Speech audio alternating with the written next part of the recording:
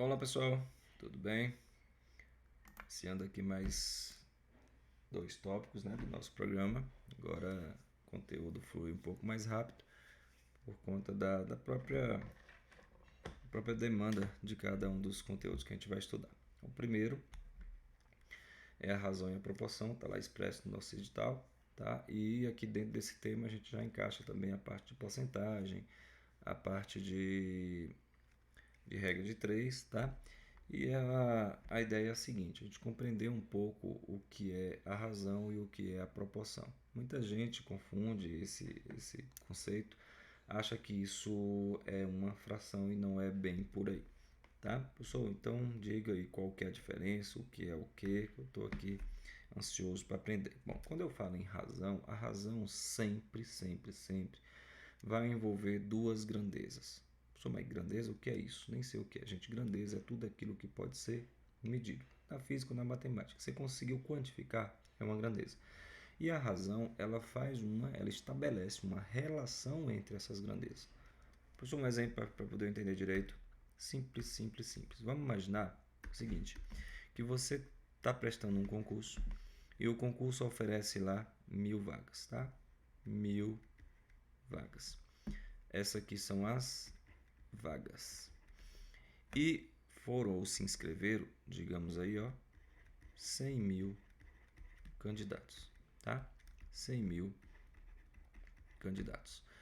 Eu posso perguntar para você qual é a razão entre o número de vagas e o número de candidatos. O número de vagas e o número de candidatos. Essa ordem é importante, professor. Claro, quando eu estabeleço uma relação entre duas grandezas, e número de vagas é uma quantidade, é uma grandeza, número de vagas, e número de candidatos é outra grandeza, número de candidatos. Eu posso relacionar essas duas sim, e quando eu falo qual é a razão entre o número de vagas e o número de candidatos, automaticamente você está falando isso aqui, você está estabelecendo uma relação, primeiro, envolvendo aquela grandeza que foi citada primeiro, a grandeza que foi citada primeiro, está aqui, 1.000 vagas para 100.000 candidatos. Isso pode, evidentemente, ser simplificado e produzir para a gente 1 sobre 100. Esta relação aqui, essa relação que é uma razão, indica para a gente que para cada 100 vagas há uma pessoa concorrendo a uma delas, tá? Para cada 100, para cada uma vaga, há 100 candidatos concorrendo a esta única vaga. Isso é razão, relacionando, portanto, grandezas diferentes. Tá bom? Quando a gente vai para a proporção ela já traz uma igualdade entre duas razões. E é por isso que é muito comum a gente responder problemas que fornecem para a gente uma razão e ele quer que eu calcule qual é, o valor real dessa grandeza. Professor, como assim? Querem ver? Se eu disser para você que esse concurso possui uma razão de um candidato para 100 vagas, uma vaga para 100 candidatos, uma vaga, deixa eu até escrever isso aqui, tá? Aqui nós temos, uma vaga para cada 100 candidatos, certo? Se eu disser isso para você, candidatos. Pronto. Se eu disser isso, você já tem uma razão entre o número de vagas e o número de candidatos. E é muito comum perguntar agora o seguinte, olha, se eu disser que esse concurso possui 500 vagas, 500 vagas, candidatos, 500 vagas. Se eu disser para você que esse concurso possui 500 vagas, você consegue me falar quantos candidatos possui ou fizeram a inscrição. Se está 1 para 100, 500 para X. E quando a gente pega, então, duas razões e equaciona a partir, evidentemente, do sinal de igualdade, você está diante do que nós chamamos de proporção. Então, a proporção é a igualdade entre duas razões. Acontece que essa proporção ela pode ser inversamente ou diretamente proporcional, nós vamos falar mais adiante. Então, já encaixei aqui a conversa sobre a proporção. E a proporção possui algumas propriedades bem interessantes, tá? Quando a gente tem, portanto, duas razões equacionadas, eu estou diante da proporcionalidade. E quais são essas propriedades, professor, que a gente pode trabalhar. Uma delas é a mais, né? É a mais conhecida de todas, é que o produto dos extremos é sempre igual. Então, se nós voltarmos aqui para esse rapaz, nós vamos saber claramente que essa proporção, para que ela seja mantida, eu vou ter que ter aqui embaixo quanto? 500 mil candidatos. 500 mil candidatos. E se nós fizermos aqui o produto entre esses extremos, ó, nós vamos encontrar o quê? Exatamente, né, a mesma quantidade, certo? Aqui eu falei 1 para 100, 500 para... Então, você multiplica, na verdade, não vai ser 500, né, professor? Essa proporção, estou olhando outro problema. Você multiplica aqui, ó, isso vai dar 4 zeros. Corrigir cá. Você multiplica aqui em x, ó, aí você vai encontrar, nesse caso, 50 mil. Ou seja, 1 vezes 50 mil, 50 mil, tá? Na nossa proporção era 1.000 para 100 mil, né? Então, por isso que se for 500, que é a metade do número de vagas, eu vou ter, então, a metade dos candidatos. Então, essa é a proporção. Se nós fizermos aqui a multiplicação cruzada, ó, nós vamos ter essa igualdade verificada. 50 mil igual a 500 vezes 100 vai dar também 50 mil. Então, essa é a máxima das proporções, tá bom? Essa é a proporção direta a gente vai falar. Mas assim, como é que eu posso escrever? Que o A vezes o D, que seria o numerador vezes o denominador, isso vai ser igual a B vezes o C, tá bom? Simples assim. E uma outra propriedade também, que não é muito comum, mas a gente pode estabelecer, que é a seguinte, ó.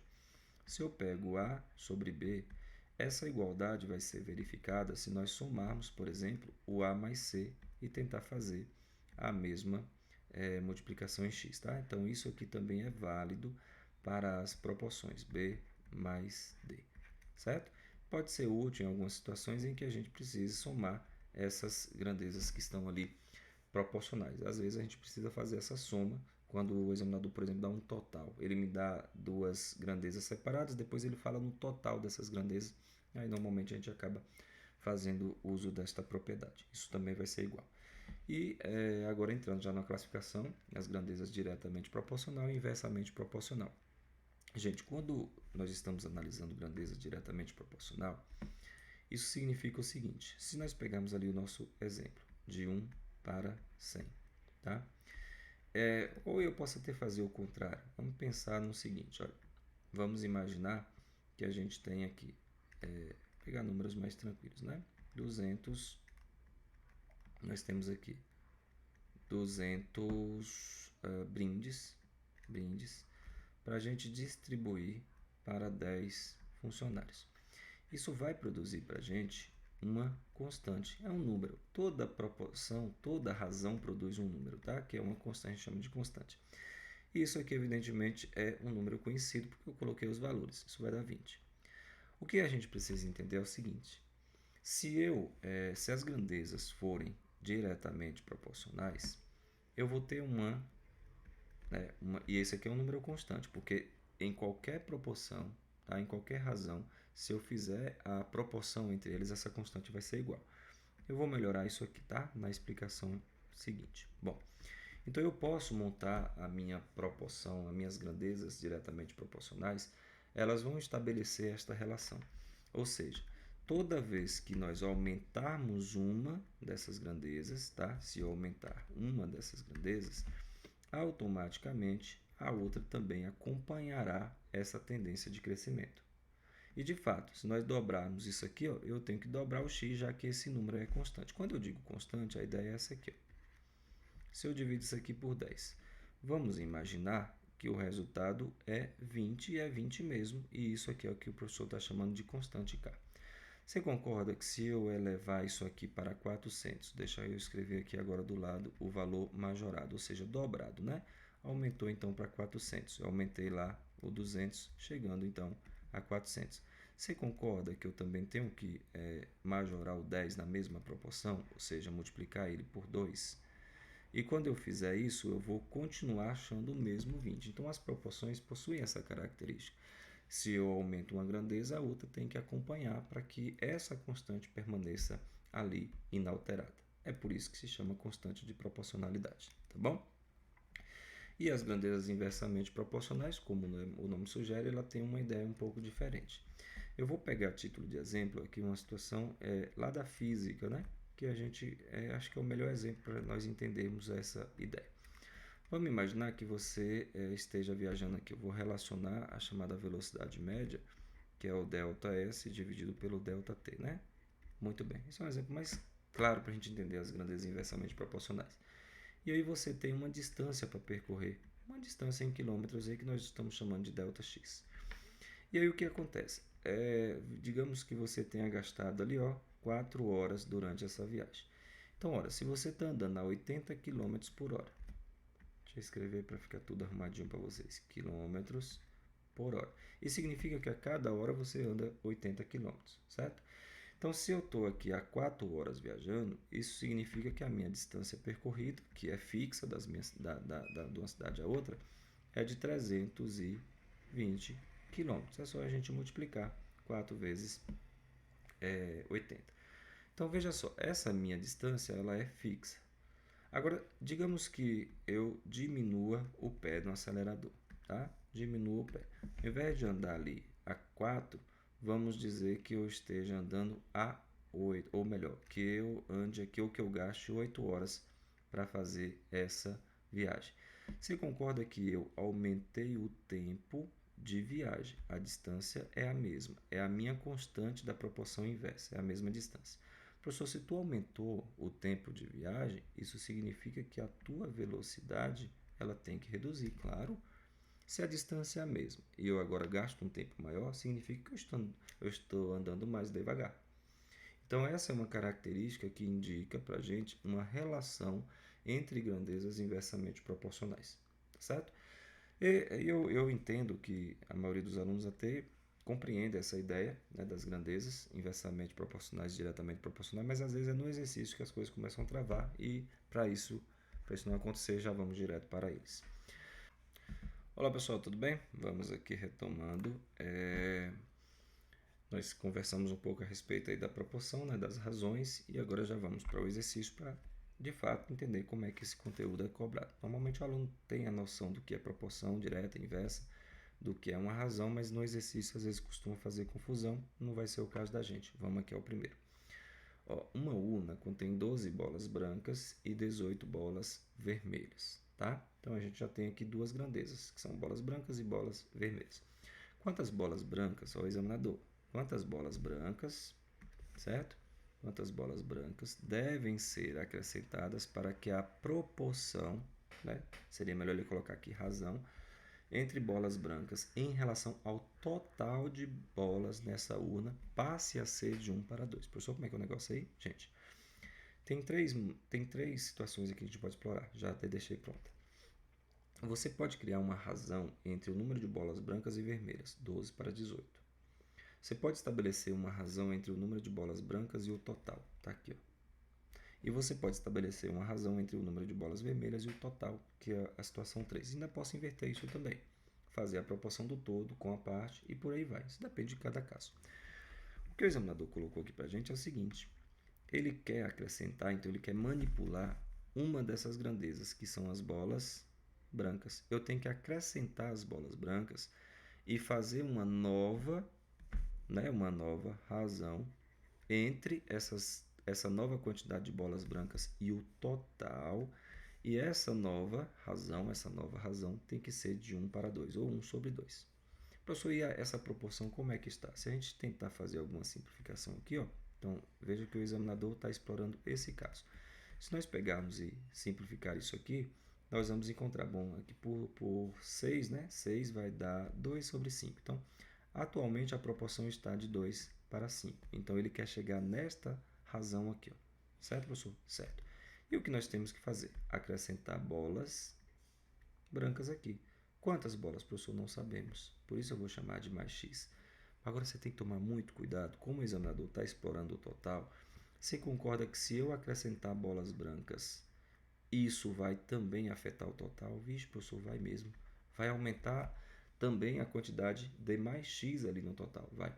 Se ele estivesse trabalhando com a proporção de bolas brancas com bolas vermelhas, acrescentar a bola branca não altera a quantidade de bola vermelha. Então, toma muito cuidado com que tipo de razão o examinador está trabalhando, tá bom? Nesse caso, nosso exercício vai ficar tranquilo agora. Sabe por quê? Porque nós temos, veja bem, 12 bolas brancas. devemos acrescentar uma quantidade tal, né, que eu chamei de x. Essa quantidade, evidentemente, vai afetar o total aqui embaixo. Cuidado, não esquece disso. Ele está trabalhando com o total. Então, claro que vai aumentar esse total. E essa nova proporção, essa nova razão, deve ser de 1 para 2. Pronto, é isso que ele quer. Nova quantidade de bolas brancas sobre sobre o total de bolas deve ser 1 para 2. E aí, acabou nossa dificuldade, né? Assim espera. Porque basta agora a gente multiplicar isso aqui em x. Pronto. Esse rapaz multiplica lá e esse rapaz multiplica cá. O professor está colocando um parêntese para alertar vocês de que eu tenho que multiplicar o 2 em um x e o 2 no 12, tá bom? Tanto é que eu vou fazer isso aqui, ó, de forma organizada para vocês não fazerem essa besteira que às vezes acontece. E aí vai ficar do outro lado 30 mais o x. E aí é só ajeitar essa conta, tá bom? O 12, evidentemente, nós vamos multiplicar no 2. Esse rapaz nós vamos multiplicar no x. E aí vai ficar 24 e 2x, né? 24 mais 2x. Do lado de outra pessoa, 30 mais x. Vamos organizar a letra de um lado e o número do outro, né? Você vem para cá e o 24 vai para lá. 2x menos o x. Opa! 30 menos 24. Ixi, professor, já achei uma resposta já. Já achamos a resposta. 6. Prontinho. O que nós temos que fazer, portanto, é acrescentar 6 bolas brancas para que essa nova proporção se verifique, tá? E será que funciona, professor? Coloca lá para ver. 12 mais 6 dá 18, né? E você coloca lá 30 mais 6 dá 36. Quando a gente faz essa simplificação, vai dar 1 sobre 2, tá bom? O que mostra realmente nossa conta está correta e é a letra D o nosso gabarito. Foi? Questão bacana, né? Vamos para mais uma? Aqui, ó. Esse exercício fala assim: um grupo de jovens participou de uma pesquisa sobre tabagismo. 5 em cada 7 jovens entrevistados declararam-se não fumantes. Então, veja bem, nós temos um total de 7 pessoas. Foi feito, né, um questionamento a eles. São fumantes? 5 disseram que não. Ora, 2 então, a cada 7 disseram que sim, tá bom? A gente já está estudando o problema de forma o quê? Global. Bora lá, pensando, né? Dentre os jovens restantes... Que jovem restante, professor? Ora, tira os 5 que não são fumantes, os restantes são os fumantes, tá vendo? O examinador nem falou isso, mas a gente já tinha adiantado o raciocínio. Dentre os jovens restantes, portanto, são 2 a cada 7, 3 em cada 4 afirmam que fumam diariamente.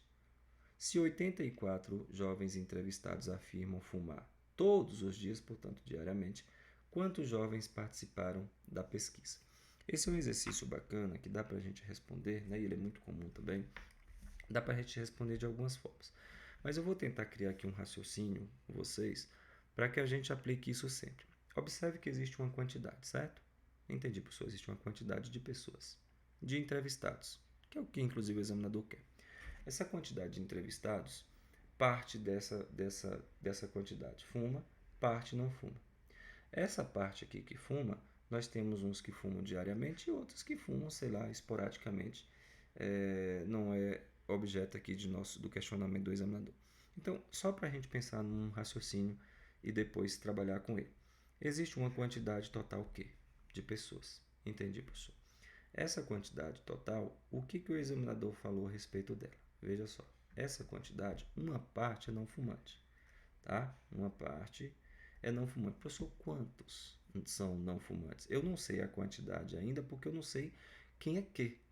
Qual foi a quantidade de entrevistados, que aliás é o que nós queremos saber. Mas uma coisa é fato. Eu sei, veja bem, que 5 a cada 7 pessoas dessa quantidade aqui, ó, é uma proporção, portanto. Repara como é interessante esse tipo de exercício. Essa quantidade aqui, ó, ou seja, se nós pegarmos Q e dividir em 7 partes, dê para trabalhar com fração também, ó, significa que 5 partes dessa quantidade são não fumantes. Aliás, eu posso até colocar esse Q aqui, para dizer o seguinte, que se eu pego a quantidade total, veja, não é uma proporção, então existe aqui uma quantidade de não fumantes, tá bom? Sobre o total, que é o quê? Essa proporção aqui, ó, essa proporção, quantidade de não fumantes sobre Q, ela mostra para a gente o quê? Uma razão entre quem? entre 5 sobre 7. Ou seja, a quantidade total está para 7, assim como a quantidade de não fumantes está para 5. Do total Q, né, a gente pode achar uma proporção de 7 e do total de não fumantes a gente acha uma proporção de 5. Essa é a ideia que está aqui vigorando. Então, aliás, ó, eu posso até mostrar a vocês o seguinte, que essa quantidade aqui, que a gente acabou de fazer, dá uma olhada, representa, bora canetinha, representa as pessoas não fumantes, tá? Estou chamando aí de não fumantes. Lembra daquela proporção que eu falei? Não fumantes sobre o total provoca uma proporção de 5 a cada 7. Produz uma proporcionalidade de 5 para 7. Tanto que se nós multiplicarmos só o Q lá em cima e deixar isolado isso aqui, nós vamos ter, portanto, esta construção aí, tá bom? Então, a questão bem bacana. Eu vou dar uma pausa agora e já volto para a gente finalizar. Né? Eu retomo o raciocínio aqui, mas 2 minutinhos eu já retorno. Pessoal, vamos lá? Retomando aqui nossa questão. Bem, estava conversando com vocês a respeito. O exercício ele traz para a gente uma quantidade, né, de pessoas e desta quantidade o examinador foi fazendo ali partições até chegar em um ponto específico, que é aqui essa quantidade de jovens, e cobra para a gente justamente a quantidade inicial. Eu até estava conversando o seguinte, ó, essa quantidade inicial que o examinador está cobrando, ele dividiu isso primeiro em um grupo, né, em 2 grupos, um que não fuma e o outro, evidentemente, que é fumante. Esse grupo que é fumante é o grupo que nos interessa aqui no sentido de trabalho, né? Da conta, porque o examinador exatamente está cobrando ou está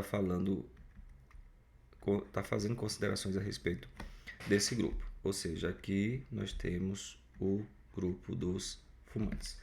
Pessoal, como é que é mesmo essa continha que a gente estava conversando? Olha, quando eu falo que existe uma quantidade de pessoas não fumantes sobre o total, e ele fala que essa proporção é de 5 para 7, isso significa que o número de fumantes, pessoas não fumantes, é justamente essa quantidade. Gente, isso aqui é uma proporção. Se eu multiplico lá em cima o que fica aqui dividido por 7. Em outras palavras, isso significa que eu vou pegar essa quantidade aqui, ó, vou dividir em 7 pedaços e vou multiplicar por 5. É a quantidade, divide em 7 partes. Dessas 7 partes, 5 são fumantes. Dá até para a gente pensar aqui na ideia de fração, embora a fração tenha um conceito um pouco diferente, tá bom? Mas aqui nesse contexto dá para a gente pensar.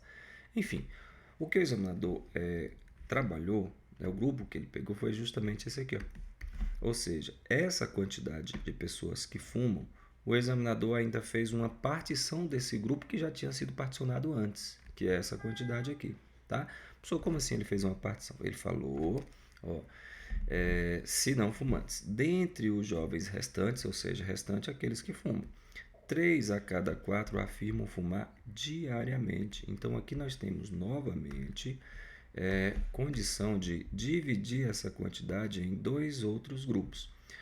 3 a cada 4, né, pessoas. Entre esses aqui ó, que fumam, veja a quantidade que fuma, eu vou dividir isso aqui em 4 partes e 3 partes são pessoas que fumam diariamente. Ou seja, eu vou colocar aqui, ó, né, diariamente. Tá aí.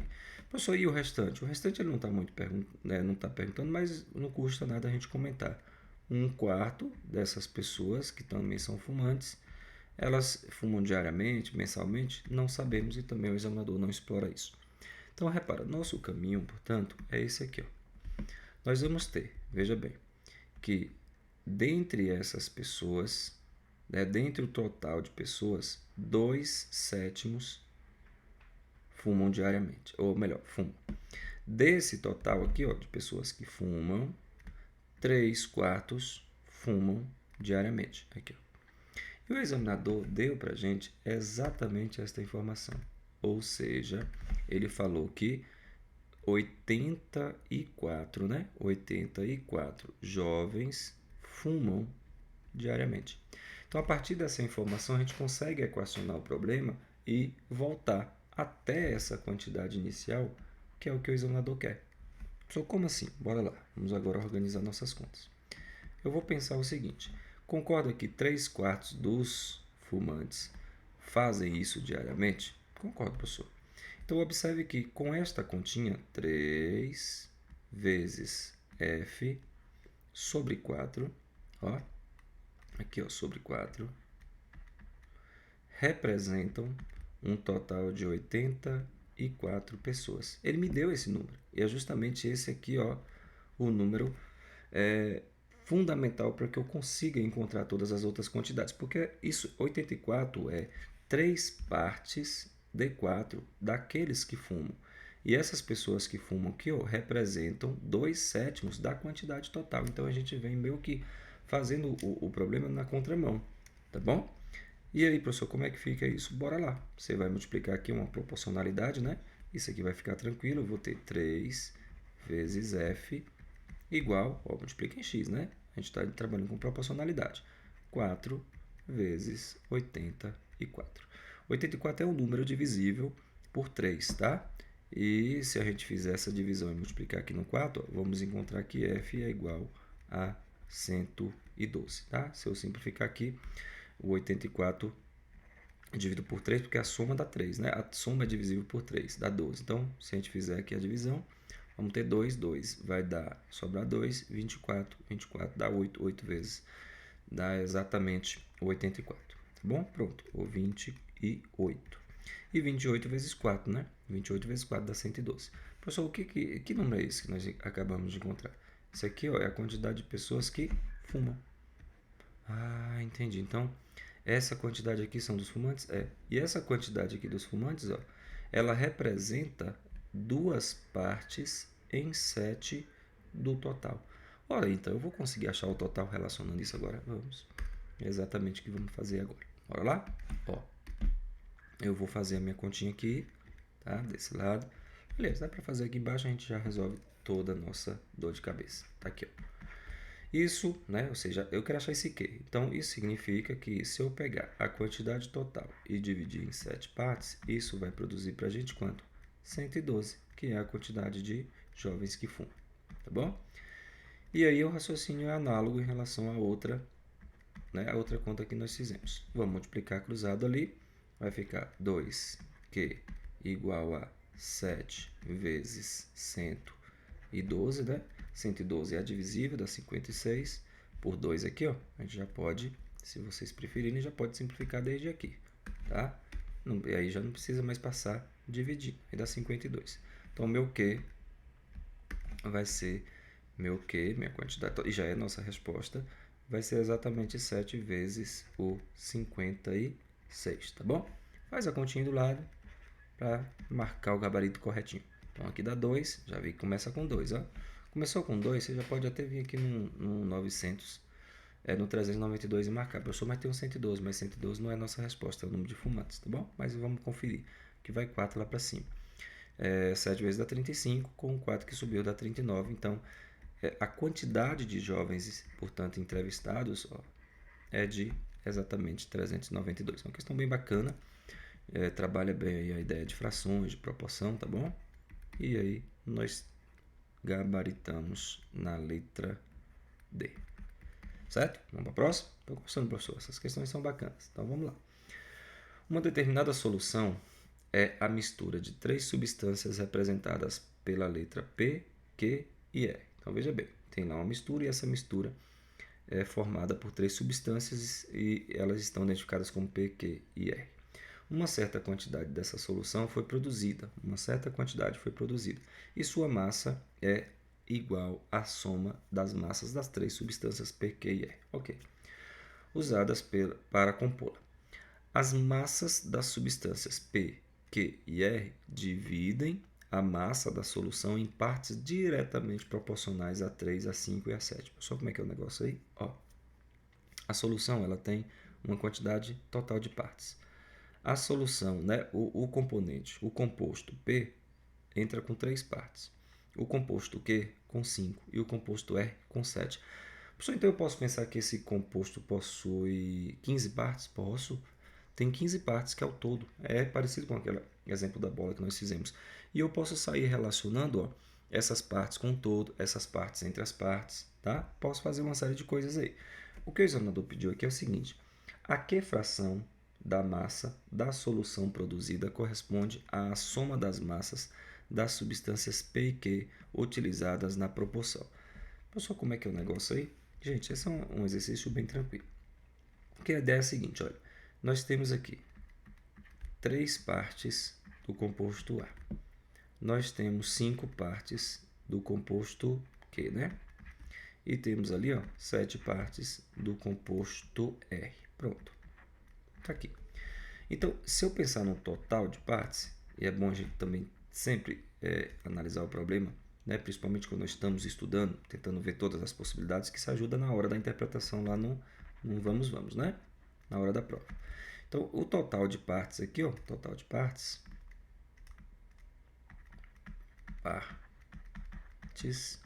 vai ser igual a 15. E aí eu posso criar muitas razões entre isso aqui. Como ele quer saber simplesmente a razão entre as partes envolvidas aqui, ó, no P e no Q, sobre o total da substância, gente, o exercício acabou. Por que acabou, professor? Porque, veja, se nós pegarmos as partes que a substância, que o composto A e Q participa ou contribui, é só tu somar. Né? Aliás, ele quer P e Q. P e Q, P e Q, P e Q. Isso eu achei esse A aqui. P. Pronto, P e Q. É só somar esses dois. Ou seja, o P mais o Q, lembra que eu falei que tinha uma ideia de soma também? Dividido por quem? Pelo total, é só isso. Por quê, professor? Porque é uma proporção. Então, não interessa. Digamos que o nosso composto tenha lá 60 gramas. Tá? Depois para embolar. Vamos aqui devagar. Então, se eu somo 3 partes mais 5 partes e divido por 15, isso vai dar 8 sobre 15. E é o nosso gabarito. Certo?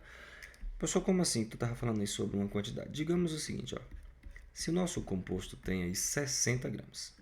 60 gramas. Isso é o total. Esses 60 gramas ele vai ter que ser dividido em partes proporcionais a quem? Ao P, ao Q e ao R. Certo? Certo, professor, entendi. O P, se a gente for pensar direitinho, ó, divide para mim isso aqui, ó, em 15 partes. Porque não são 15 partes da proporção? É. Se nós dividirmos isso aqui em 15 partes, é só dividir o 60 dividido por 15. Tá certo? Por 15, está aqui. Professor, isso aqui vai dar quanto? Vai dar 4. Essa é a constante de proporção. Ou seja, se o composto tem 15 gramas e de repente ele vai para 60, essa multiplicação esse valor de 60 para 15, de 15 para 60, eu tenho que multiplicar por 4. Todas as outras proporções serão multiplicadas por 4 também. Então, veja bem. Isso significa o seguinte, que se eu dividir isso aqui em 4, né, em 4 partes, ou melhor, se eu dividir isso aqui em 15 partes, o que eu vou ter? Cada uma dessas partes aqui, ó, vai ser multiplicada por 4. Eu acho que eu estou fazendo uma certa confusão. Deixa eu melhorar isso. Vem cá comigo. Eu tenho que o composto P corresponde a 3 partes em 15. Se nós pegarmos agora um composto que não tenha só 15 partes, mas tenha 60 partes, veja, daqui para cá, nós tivemos um aumento de 4 vezes. Professor, então isso significa que o daqui também vai ter que aumentar 4 vezes? 4 vezes. Isso vai para quanto? Vai para 12. Então, o que eu quero que vocês pensem é o seguinte. Em uma quantidade de 60, o composto P vai participar com quantas partes? 4 vezes 3, 12 gramas.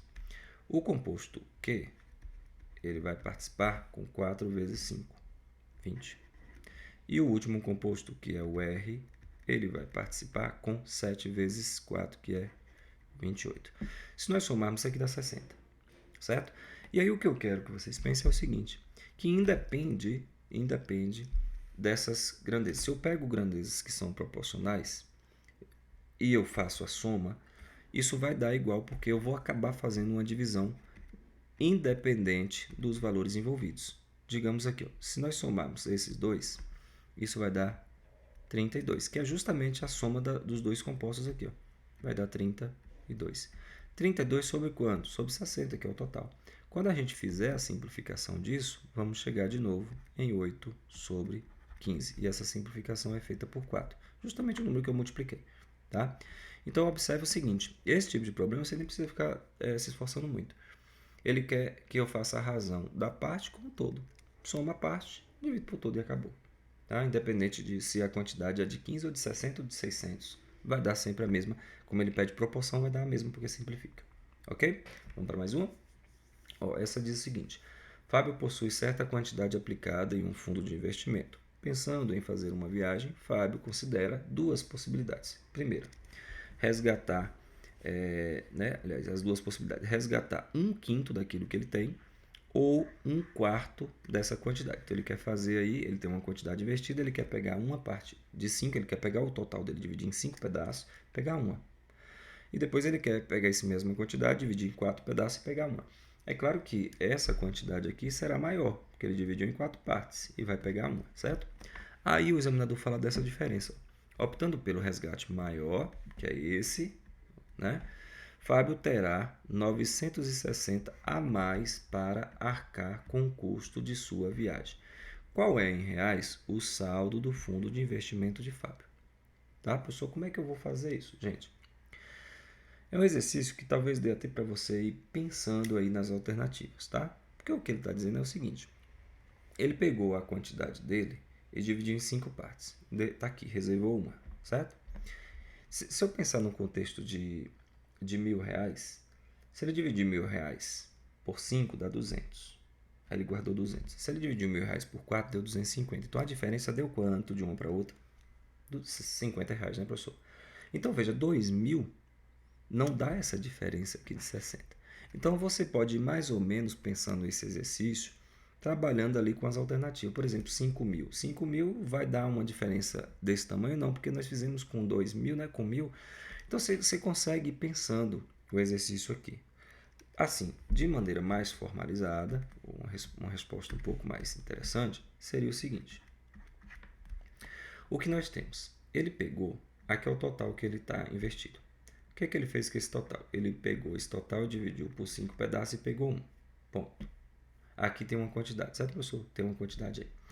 Aí ele pegou esse mesmo total, só que dividiu em quantos pedaços? Em 4. Pronto, ele dividiu em 4 e pegou uma parte. Esse valor aqui é maior que o de lá. Sim, quanto que é maior? Esse valor aqui é R$ 960 a mais, maior do que o outro. Então, olha que interessante. Se eu pego essas duas quantidades, tá? E aí é um raciocínio que você pode aplicar, inclusive, lá nas alternativas. Opa, ora, professor. Se nós fizermos isso aqui, pensa comigo. Se eu pego o maior valor, que é t sobre 4, e diminuo do menor valor, que é t sobre 5, essa diferença tem que dar exatamente quanto? 960. Essa não é maior que essa? Ele não falou que isso aqui é 960 maior? Se eu diminuir, sobra exatamente. Foi aquilo que eu fiz, 250 menos 50 dá 50. E aí a gente cai num probleminha que envolve o quê? Frações, né? Quem é o MMC entre 4 e 5? Ixi, professor, é fácil, é o 20. Pronto, joga o 20 aqui. Ó. Nós vamos somar essas duas frações para achar o T, o que ele quer, o T, o total que foi dividido. 20 divide aqui no 4, 5, multiplica lá em cima, professor, 5T. Pronto. 20 divide aqui, olha, 4 vezes lá em cima, menos 4T. Opa! E aqui nós queremos encontrar, ou qual é a igualdade, professor? A igualdade que ele falou é de 960. Essa divisão, essa simplificação, essa subtração muito fácil, ficou o próprio t, 5t menos 4tt. E aqui nós simplesmente vamos ter o trabalho de multiplicar 20 vezes 960, tá? 20 vezes 960, você vem aqui 96 e multiplica no 2, tá? Aqui vai dar 2, lá 18, foi para lá, e 1 deu 19. Aí pega o 0 do 20 e o 0 do 96, e aí você vem aqui e já coloca a sua resposta, marca o gabarito e sai feliz da vida, porque você acertou essa questão, tá bom? Que é aqui, ó, letra B, gabarito letra B, tá bom? Questãozinha bacana, bacana, bacana mesmo, tá? Para o vídeo aqui não ficar muito extenso, eu vou fazer a pausa agora e eu volto para responder o restante, tá bom? Até o próximo.